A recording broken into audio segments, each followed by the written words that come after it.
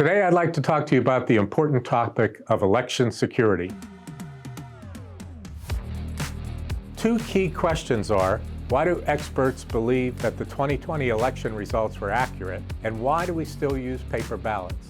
Interestingly, these two questions are related. And prior to the 2020 election, we here at the University of Pittsburgh convened a bipartisan blue ribbon commission to study election security. When that work began, I raised the question, why can't we vote over the internet?